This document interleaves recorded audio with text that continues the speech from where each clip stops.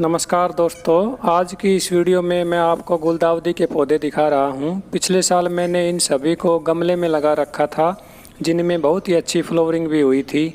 अब की बार मैंने इन सभी को नीचे ज़मीन में शिफ्ट कर दिया है और ये सभी लग गए हैं।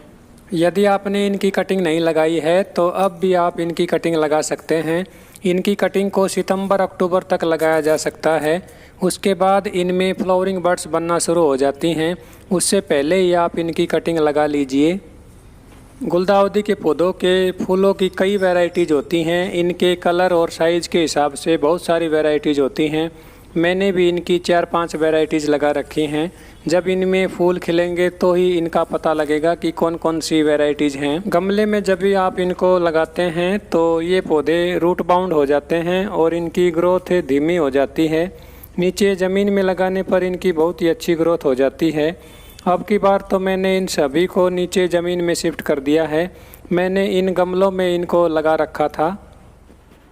सितंबर तक यदि हम इनकी कटिंग लगा लेते हैं तो उसके बाद हमें इनकी पिंचिंग करने का पर्याप्त समय मिल जाता है।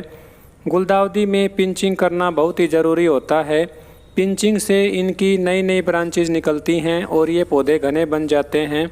यदि हम इनकी कटिंग लेट लगाएंगे तो हमें पिंचिंग करने का समय भी नहीं मिल पाएगा। 20 जून को मैंने इनकी कटिंग लगा दी थी और अब तक मैंने इनको शिफ्ट भी नहीं किया है। और देखिए दोस्तों, इनकी कितनी अच्छी कटिंग्स लग गई हैं।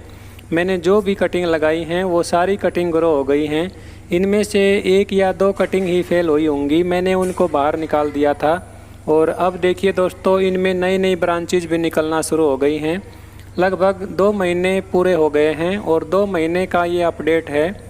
मैंने ये गुलदाउदी की कटिंग्स रिवर सैंड में लगा रखी हैं। रिवर सैंड में इन कटिंग्स का बहुत ही अच्छा रिजल्ट मिल जाता है। आप देखिए दोस्तों, ये सभी कटिंग्स बहुत ही अच्छी ग्रो कर रही हैं।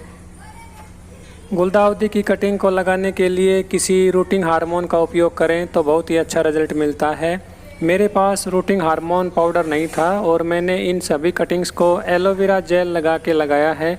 आप देखिए, एलोवेरा जेल से भी इनका बहुत ही अच्छा रिजल्ट मिला है। कटिंग्स 100% ग्रो हो उसके लिए हमें कुछ ज़रूरी बातों का ध्यान रखना पड़ता है। पहला तो सबसे ज़रूरी काम ये है कि जब हम इनमें वाटरिंग करते हैं तो ये कटिंग हिलनी नहीं चाहिए। जब भी आप कटिंग लगाते हैं उस टाइम से लेकर कम से कम 2 महीने तक ये कटिंग बिल्कुल भी नहीं हिलनी चाहिए। कटिंग्स लगाने के बाद आप इनको छायादार लोकेशन में रख दीजिए। इनके ऊपर डायरेक्ट सनलाइट नहीं गिरनी चाहिए। हल्की फुल्की इनडायरेक्ट सनलाइट यदि इनको मिल जाती है तो इनकी अच्छी ग्रोथ हो जाएगी।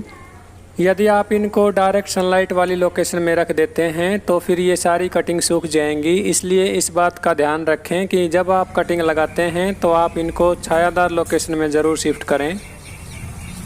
रिवर सैंड में जब हम इनकी कटिंग को ग्रो करते हैं तो एक्स्ट्रा पानी इसमें नहीं ठहरता है और ये कटिंग जल्दी सूख जाती हैं। इसलिए आप इसके गमले को चेक करते रहें। जब ये कटिंग सूख जाएं तो इसमें हर रोज़ पानी डालिए।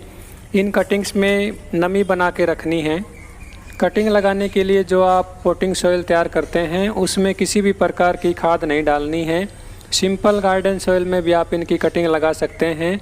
आप इनकी कटिंग को बालू मिट्टी या रिवर सैंड में ग्रो करते हैं तो अच्छा रिजल्ट मिलता है। इस प्रकार आप गुलदाउदी की कटिंग लगा लीजिए। आप इनको डिवाइड करके भी लगा सकते हैं। यदि आपको इस चैनल की वीडियोज अच्छी लगती हैं तो चैनल को लाइक एंड सब्सक्राइब ज़रूर करें। वीडियो में लास्ट तक बने रहने के लिए आप सभी दोस्तों का बहुत बहुत धन्यवाद। Thank you.